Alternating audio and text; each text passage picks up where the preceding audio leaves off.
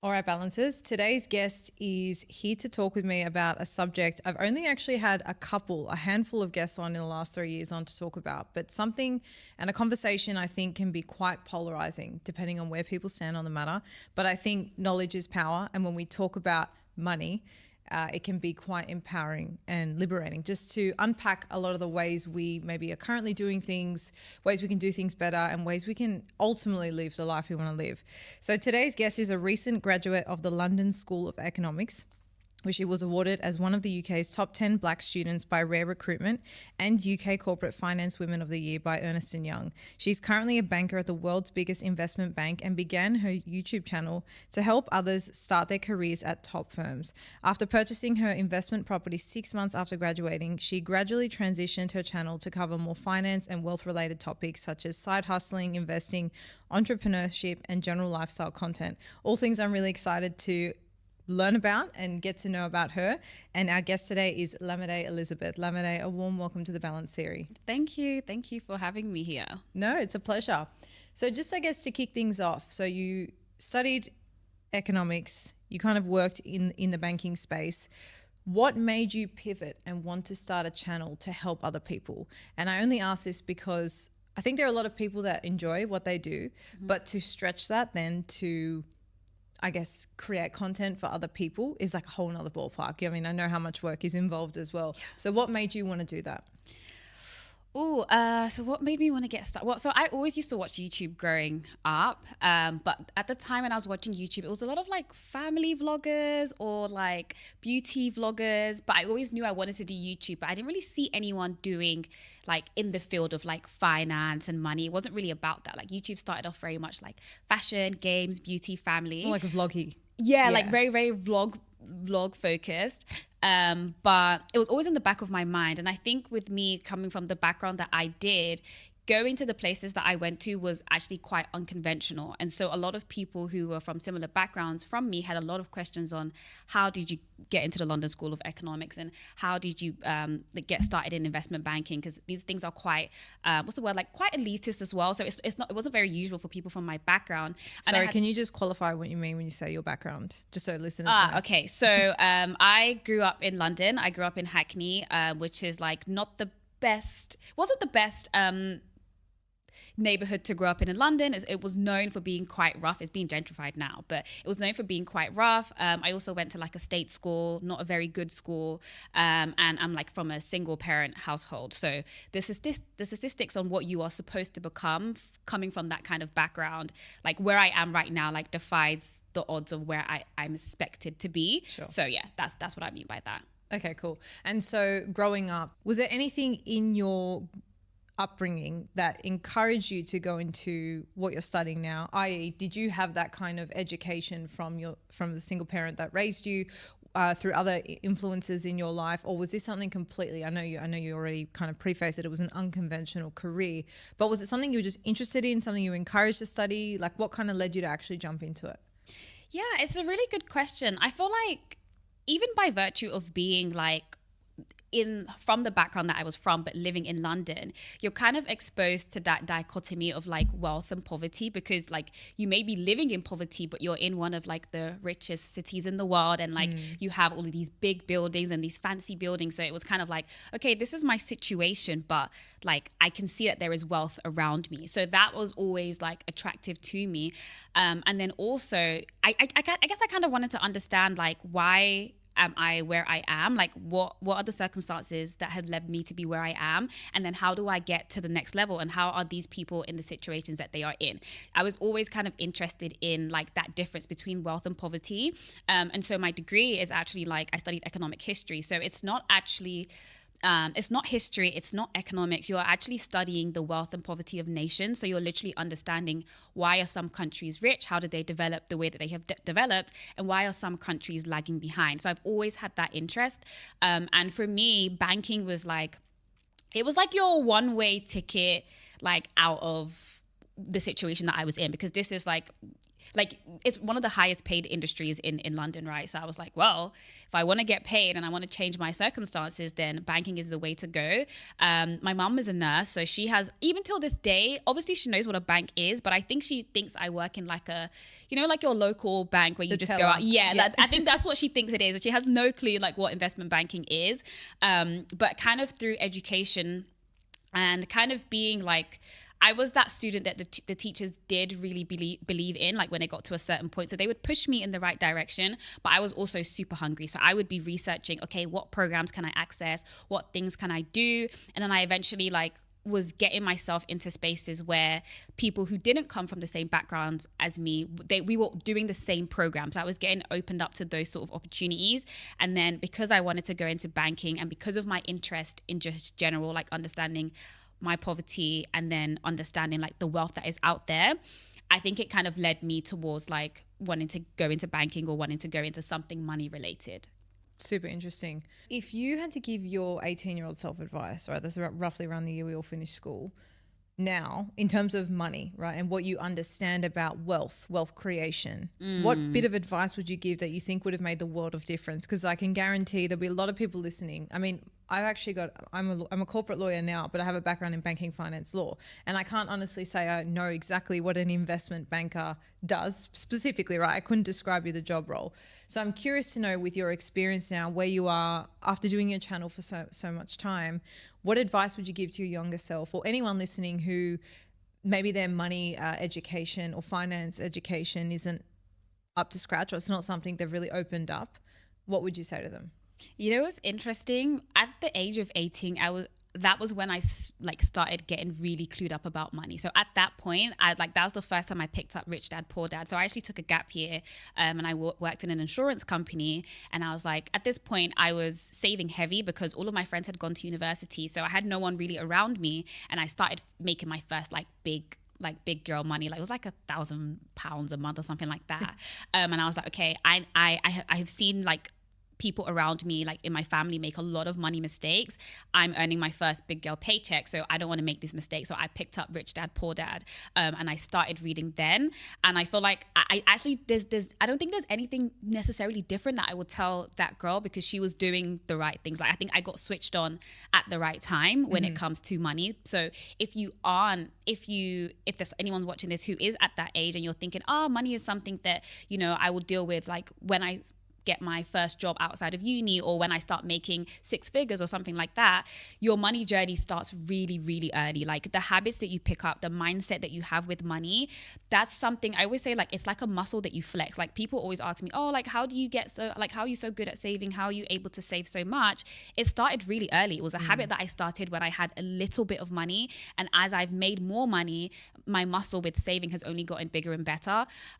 So yeah, that's kind of what I would say. It's kind of an answer, kind of not really an answer, but yeah. No, I get that. I guess like you had a genuine passion for it, so it was something that was organic for you. I want to talk about two things: mistakes and mindset. So let's go with the mistakes first. I know one of the things you talk about are things that many of us do that keep us broke or that keep us from, I guess, reaching our financial potential. And I think this is interesting to understand, because I'm sure there'll be things that we maybe don't think about as being mistakes, or things that we could easily, turn our attention to. So I'm curious to hear your thoughts on the common things that many of us are doing that are keeping us broke. Oh, this is such an interesting one. I have like so many things that I could say, but the one that comes to my mind right now, I feel like a lot of us let our like previous maybe traumas kind of dictate our money decisions. And the reason that I say this is sometimes we do things not because like we are trying to impress other people, but because we are trying to impress the person that we were when we were younger. So for example, when I first started making money, I bought a lot of designer things. Like I started in investment banking, like you get paid really, really well. And I was buying all of these designer things. And it wasn't necessarily because I was trying to like flex on other people. It was just because I remember when I was younger and I would go into like certain designer shops. And when you look at the label and you're just like, okay, I'm just going to put that back down. And I remember thinking like one day I'm going to be able to walk into the store and I'm going to be able to buy anything that I want. And I always wanted to have that feeling of I'm in this store, I can buy whatever I want.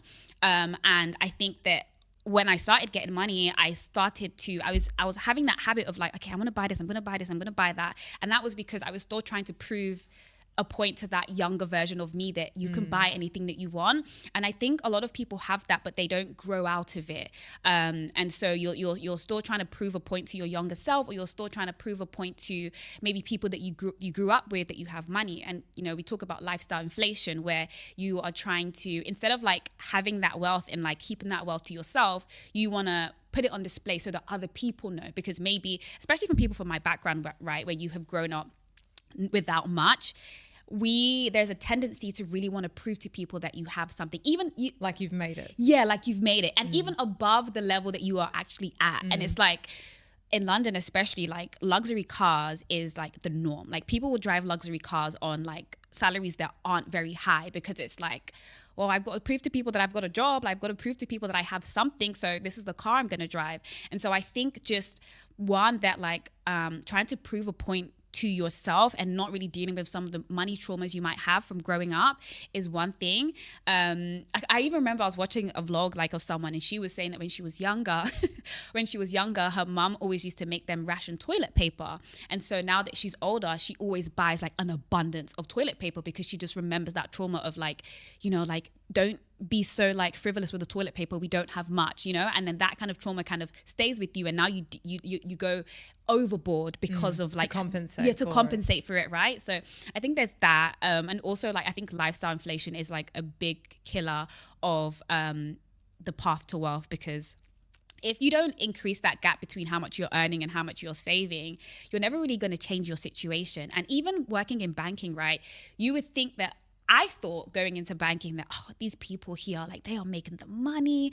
And then during my internship, I'm literally like, so we're doing like, they always do these like socials, you know, these socials that you do in corporate, right? And to like convince the interns to come back or whatever. But towards the end of the night, they kind of forget that you're there, and they're just drinking. And then, you know, the truth starts coming out, and they're having this conversation about money. And I'm like, these are like the VPs, the executive directors, and they're still complaining about money. They're still saying that they don't have enough money, and they're not getting paid enough, and they don't have enough money to send this person to school, and all of these things. And I'm like, wow, like you are earning so much more than everyone that I've grown up with, and you're still having the same complaints about money. And that's lifestyle inflation. Like you've increased, you earn significantly more than the average population in the UK, which earn like 30K. These people are earning like 200K a year, and this is in pound, 200K a year, 250K a year plus, right? Not even including bonuses, and you're still complaining about money. And that's lifestyle inflation, like in full effect. So yeah, that's definitely another thing that I would say.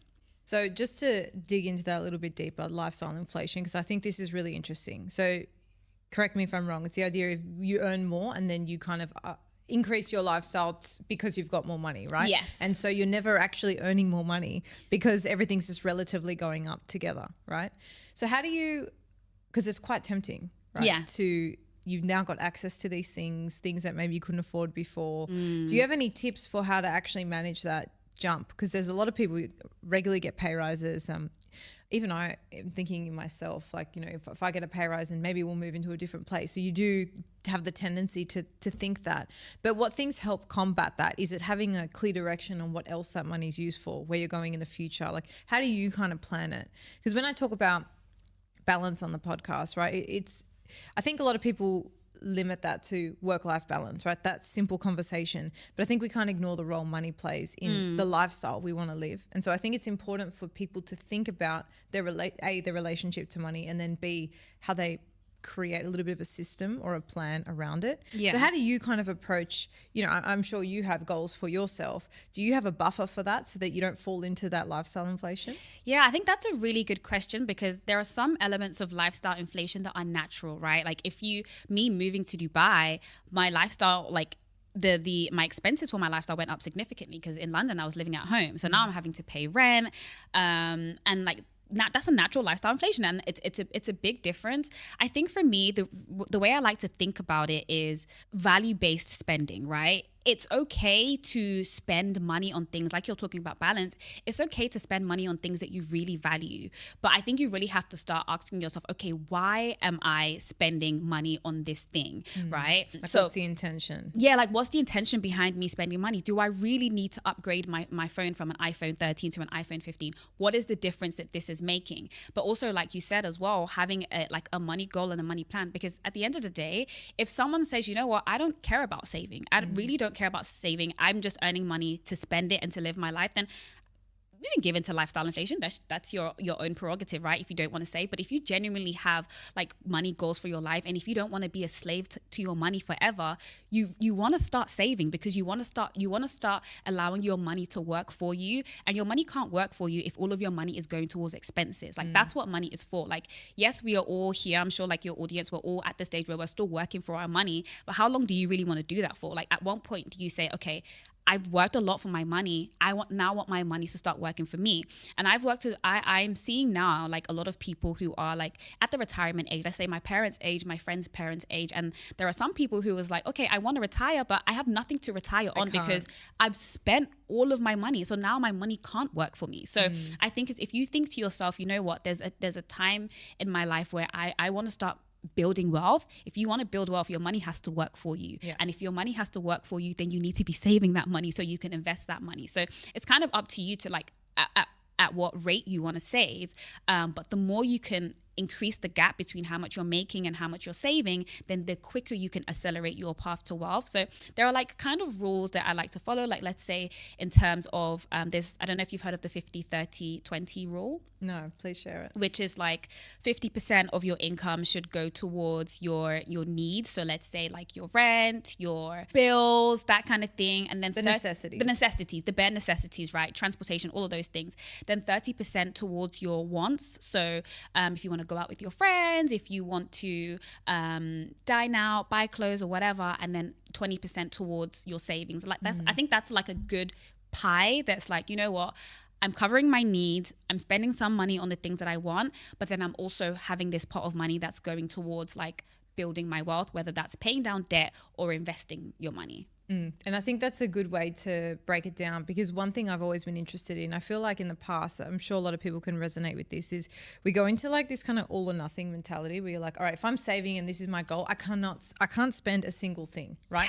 And that puts you in a very restrictive, suffocated kind of energy. Yeah. Right? And I feel like it just does not work long term. You can only do that for so long. Yeah. So I was going to ask you about the balance between like saving and spending, because I think you do have to enjoy your money. I'm very much of the view where, you know, there's no point sitting on money and just waiting for the future and the future and, you know, never enjoying the present moment, because it's really all we've got. We don't have yesterday, we don't have tomorrow. But there has to be a grain of salt with that statement, because you do have to plan for where you want to go in the future. So I think what you've just said, that breakdown, the 50-30-20, is a great way that makes it tangible to be like, okay, well, I can enjoy X amount of my salary, and that still gives you the freedom to do things, even if you have to taper back, but it's not like that complete shut off. Yeah. And I think this conversation is interesting just for people to reflect on what their goals are and then what their habits are, because I can guarantee, or I know for sure, if it's not now, definitely in the recent past, there's been moments where my money habits do not align with my goals,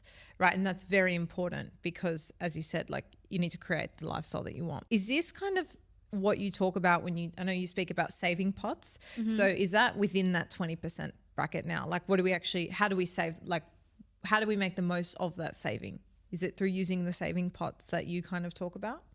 I think with the saving pots, I guess one of the things that I've noticed with creating my content is sometimes people can find it hard to save if they don't know what they're saving for. So there's for example, there's something called a sinking fund, right? And this is where you save like towards a holiday.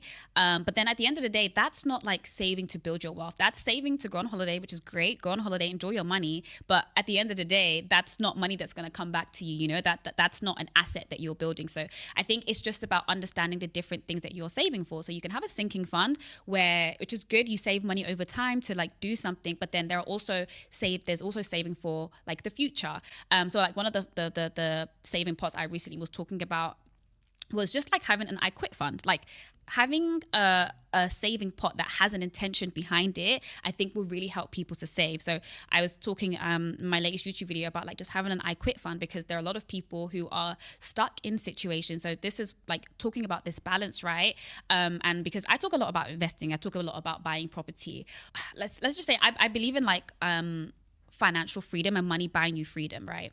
And I was just giving the example that like if you really hate the job that you are in, but you have like a savings pot of like £30,000 to buy a house, I personally, if that was my situation, I would rather see that 30K as like an I quit fund, where I would rather quit my job and maybe take 5K of that money to like think, okay, this is going to be my emergency fund whilst I'm figuring out what my next job would be, than take that 30K, buy a house, and now have to stay in that job that I hate because I have a mortgage to pay off. And now I'm like miserable, but I've got a house, but I'm miserable. Like that's not the way I want to allocate my money. So an I quit fund is something that's like, you know what, okay, I do want to invest, I do want to do all of these things, but right now I'm in a situation that I hate because of money. So why not save this I quit fund so that, you know what, the next time someone pisses me off at work, I'm going to be done. Like, you know what, I'm out and I've got 3 months worth of savings that can last me till I can find the job that I do want to do, or till I can start my business or whatever.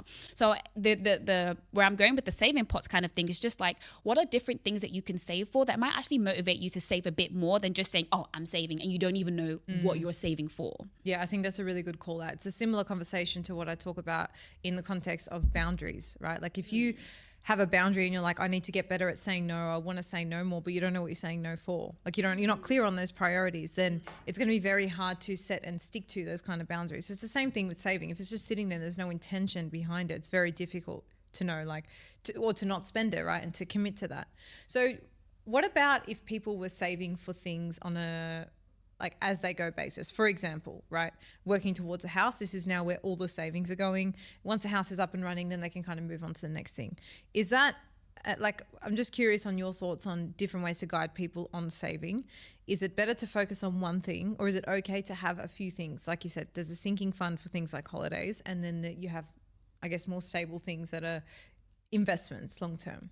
I guess it honestly really depends on your priorities and what kind of person you are and what kind of balance you like to strike. Because I am someone where when I was saving for my house, I was like, I'm all in. Like, this is my focus for right now. And I can accept that I'm going to have to let go of certain things for a whole year or however long it is till I reach this certain milestone. And once I reach that milestone, then I'm going to do X, Y, Z. So when I save for my house, like I was saying, like this is at the point where I just started my new job in banking, and I was like, I can afford to buy all of these things. But I had that, my thing was, okay, cool. The moment that you sign the contract for this house and like you sent over the money, whatever is left over, you can use that to buy whatever luxury handbag that you want to buy, but prioritize the house first, just so like you have that goal, you're focused on it, you get it done, and then after treat yourself to something nice. So that's kind of how I do it. But honestly, I really do think it just depends on the person and how badly you want the thing that you're going after, and whether like timing is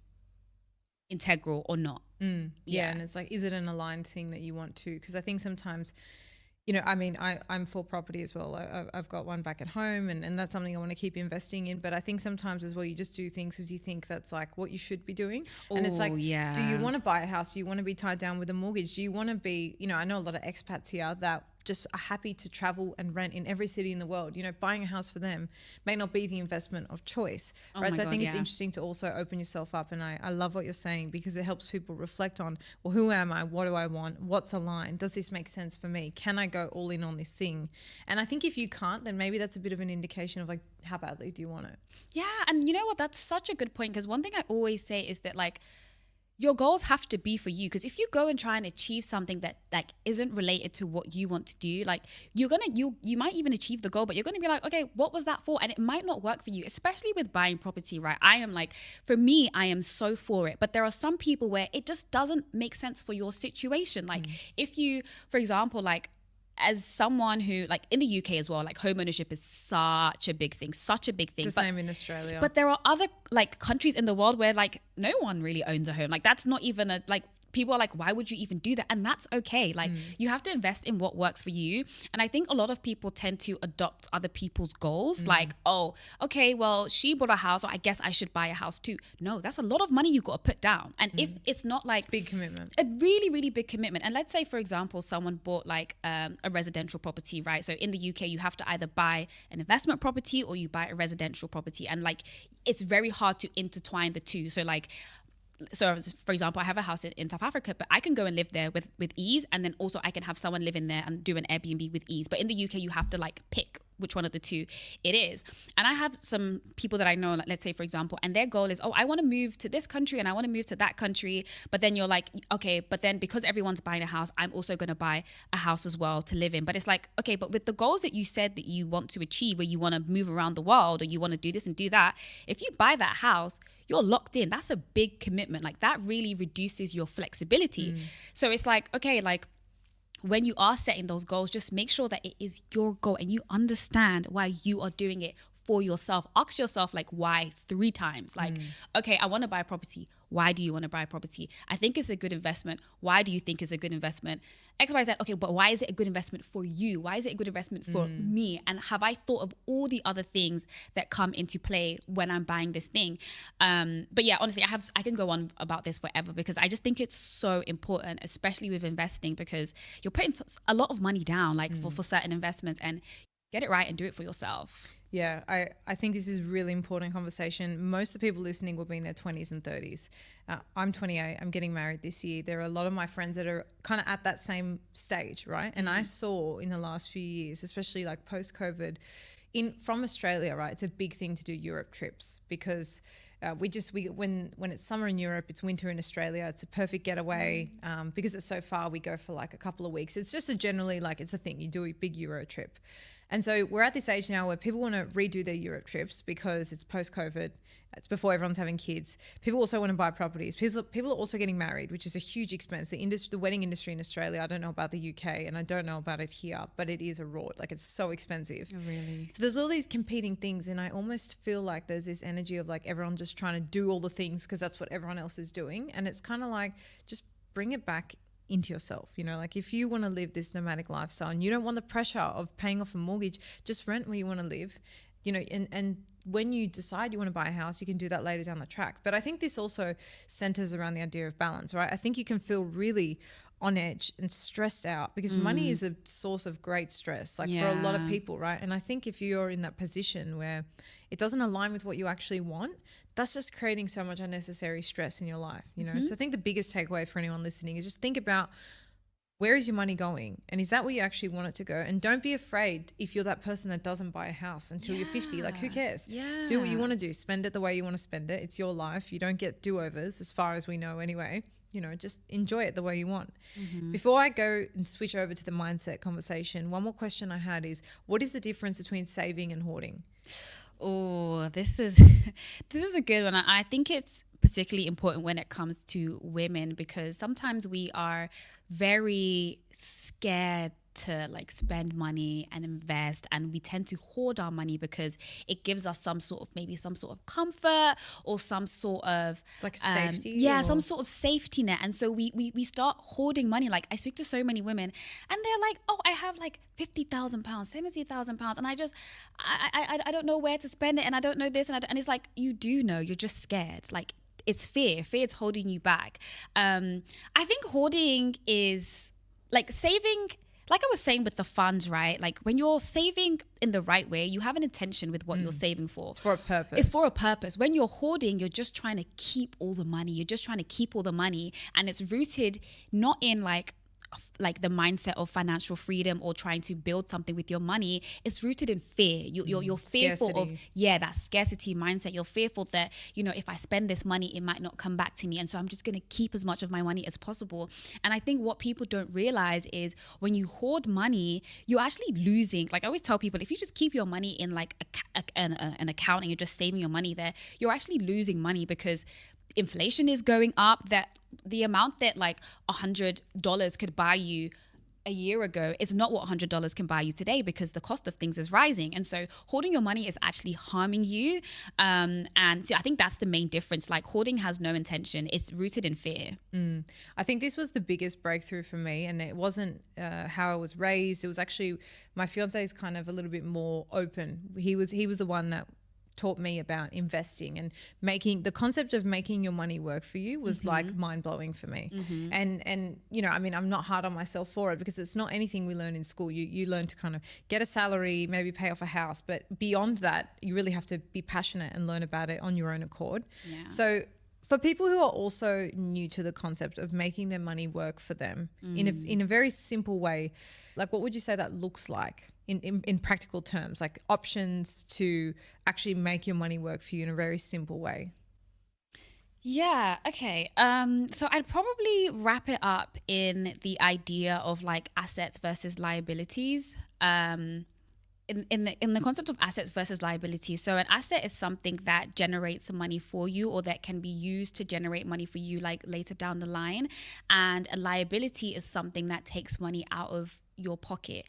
And so having your money work for you is investing and putting your money into assets that in the future will generate returns for you. So it's not just like buying a property, etc. It could even be like, you know, setting money aside to start a business and letting that business grow and letting that business bring you in passive income. And so when you're sleeping, your money is still working for you because you have that passive income coming in. So yeah, so I think the idea of having your money work for you is just placing your money in strategic places such that you have returns coming back to you in the future, rather than just putting it into liabilities, which inevitably take money out of your pocket. And it's kind of understanding that difference. And even like as we were talking about like property and stuff, there's also a difference there, because and I know this is going to be a bit polarizing, and people are going to have really strong opinions about this, but buying a house to live in is not always let me not say it's not always an asset, but for most people,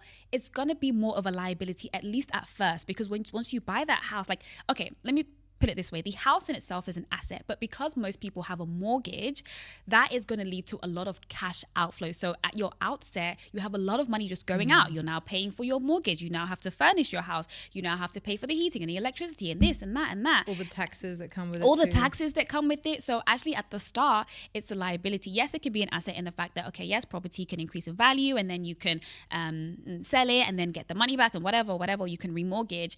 But I think you really have to really understand the difference between what an asset is and what a liability is to know how you can make your money work for you. I'm glad you brought this up, because I was going to ask you the question, at what point do you draw the line and say a property investment's actually a liability over an asset? And I think distinguishing it between it being residential and investment is a key one. And then also just thinking about it long term, right? I think there's a lot of factors as well, like where's the market at, interest rates, etc. But I think it's a really interesting concept. Have you dabbled in any investments beyond property at all? So this year I did my first investment into a business. So like my friend's business. That was just because she was fundraising, and I was like, I actually really believe in her brand and I really like what she was doing. And so I put a little bit of money into that. And that's mainly it. I did like really small crypto investment. And also like I was investing in the stock market, and then when I joined investment banking, I had to close down all of my positions because we had like access to private side information, and so you can do insider trading and stuff, and then they only want you to invest in a very particular way, and I didn't enjoy that. But I'm going to be leaving banking soon, so now I'm going to like go back into investing in the stock market, in the way that I like doing. But another thing when it comes to money, right? I don't just invest in property because it's what you should be doing with your money. I actually enjoy it. So that is my main strategy for investing right now, because I actually enjoy it. So like the property that I bought in South Africa, I'm actually planning to move back into that property like later on this year and just live there for a bit. So it's something that I'm doing not just for like the financial side of thing, it's also like a lifestyle thing as well. Like I genuinely enjoy it. So it's my main investment, but also like investing into business, investing into the stock market. And I'd prefer to like dig deep with something and get good at it and then diversify than like have like a portfolio of like 100 million different things and not really have any expertise or like real foot with one particular thing. Yeah, I think that's important because it can be overwhelming. I've had a lot of conversations with my cousins, with friends, with listeners who, you know, they're earning a good salary, they have a little bit left over, they want to invest it, but they don't even know where to start. And then I think just thinking through all the different options is super overwhelming, and you just end up procrastinating and doing nothing. So I think finding one thing and starting with that question of what's actually aligned for me. So just like you said with the lifestyle thing, I've thought the same thing. I was like a big, you know, got a property in Sydney, love to get one here in Dubai, and then potentially one in Europe, because that will facilitate the kind of lifestyle I want to live every single year. That's but for someone literally else, me. yeah, for someone else listening who maybe just lives in their hometown and they want to work there and stay there, like, well, how can you make your money work for you in other ways? How can you make that lifestyle in that town better by maybe having passive income so that you can have a more abundant lifestyle, you know, at that place? So I think that's a really interesting point to start with, and then you can find the investment vehicle that makes the most sense. Before we go, I do want to ask you about the mindset shift, right? So for people listening who maybe are in that scarcity mindset, it might be because of experiences they've had growing up, like your friend with the toilet paper situation, or maybe they didn't come from money, or they just don't have the education. I mean, I definitely feel like I had a scarcity mindset growing up. My parents, they got divorced. We didn't have, you know, we definitely were not uncomfortable, but we didn't really eat out a lot. You know, it was a little, we had secondhand clothes, stuff like that, you know, so it didn't come from an upbringing where I felt necessarily abundant, and I didn't have this drive and motivation to go out and get heaps of money. You know, I didn't think that was necessary, and I just didn't think it was a reality for me. So for people who also have a scarcity mindset, what tips do you have for shifting into an abundant mindset? Because I think the mindset, yes, it's not everything. I think education plays a role too, but I do think it plays a big part. The first step will be like understanding like where your scarcity mindset comes from, and then how it affects you and where does it show up, because it's really hard to try and defeat and tackle something that you don't understand, right? Because there are certain things that I would do that I didn't understand that this was from a scarcity mindset. So let's say, for example, I was like a super independent person. Like I would like buy something from IKEA, a whole huge wardrobe, and I would try to do that by myself. And that was because like growing up without much, it was like, we can't pay someone to do that. Like you better learn how to do it because no one else is going to come and help you. Whereas at one point I was like, why am I trying to do this by myself? I can literally just pay someone on TaskRabbit or whatever app it is, like a couple pounds, and they will literally do it for me. But that was the scarcity mindset coming in. It was like, if you can do something by yourself, then you should do it by yourself because you can do it. But it's like, no, like this is my scarcity mindset coming in into areas of my life that I wouldn't even think. So I think the first step is trying to just kind of look at like some of the habits that you have and like the things that you do, and try to understand, okay, where is this behavior coming from? Because then you can start to really tackle it. And then I think, I mean, for me, I read a lot.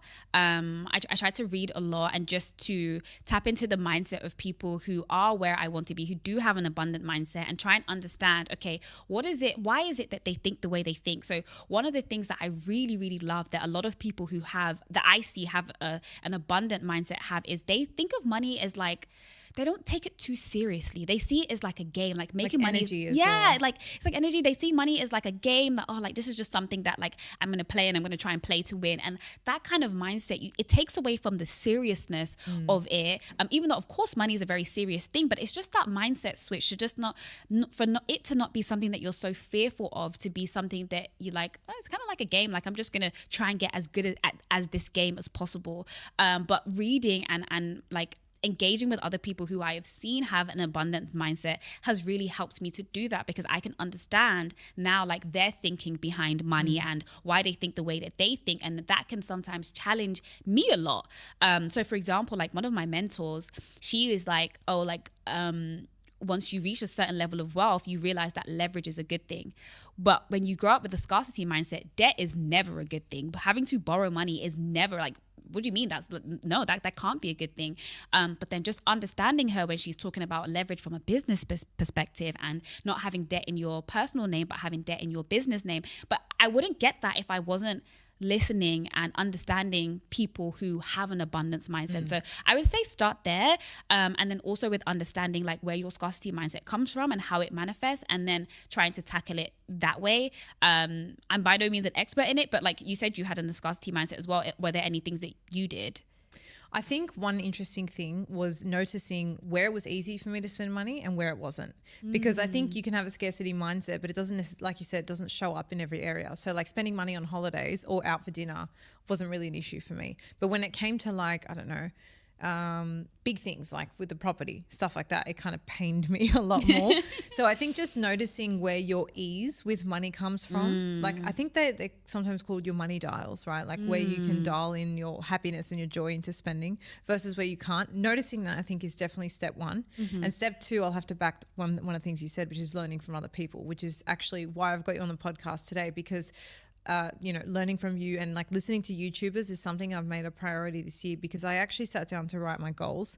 And what I noticed, because in a goal setting system that I've put together, one of the steps in there is to write my goals out and then look at them and notice if I have any limitations or any just like doubt kind of feelings towards any of those goals. And what I realized was a strong limiting belief when it came to money. So that scarcity element's still there. It's my ability to make it in my side passions in what I'm doing. And so not an antidote, but a step one for me was the awareness. Step two was now starting to learn from other people, starting to hear people's stories, understand how they think.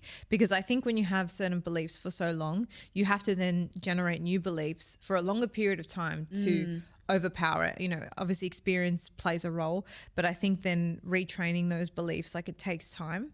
So, inviting you on the podcast and listening to other YouTubers and stuff like that is kind of my approach now. Was there anything else I should be doing?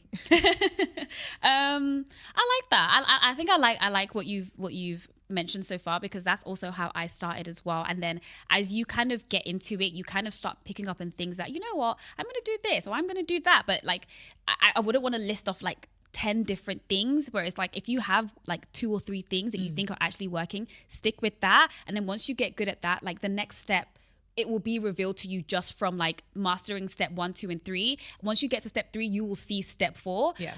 So yeah, I think that's a great place to start, because that's where I started as well. Yeah, absolutely. And the last thing I'll say is I think living in a city like Dubai is very expansive. It's super, I think Sydney and London are quite similar in that they're very institutionalized, kind of. They've been cities that have been around a long time. There's not a lot of new innovation going on in terms of the actual city, right? Obviously there's people there doing amazing things, but in terms of the city growing itself, I find this city, Dubai, to be really inspiring. And I always say to people when they ask me about it, it's not can we do this, it's how do we do this. Anything you think's possible, they'll do it in this city. And I think not only from a money point of view, but just in terms of career and opportunities and doing things, this is a great place to be, to break down the limitations of what you think is possible. My God, like I agree with that 100%. Like I think I literally put that on my stories like the other day. I'm like, this place will really let you know that like you can literally do anything. This place is literally someone's imagination. Like I was watching some documentaries of like what Dubai looked like in 1997, and it was like there was barely anything like a here. dirt road and literally, especially like the area of Dubai that we are in now. Like this wasn't here, and like even like the man-made islands and stuff. And it's like, who knew people could even do this? And so Dubai is definitely so inspiring. For me as someone who's interested in wealth and money, like this place inspires me like every day. Yeah, it's definitely a great energy to be around. For sure. Well, Lamide, thank you so much for coming on the podcast. I'm going to pop some links to your YouTube, your Instagram, all in the show notes so people can connect with you a little bit further. But thanks again. I really love learning from you and having this conversation today. And I'm keen to keep tuning into your content.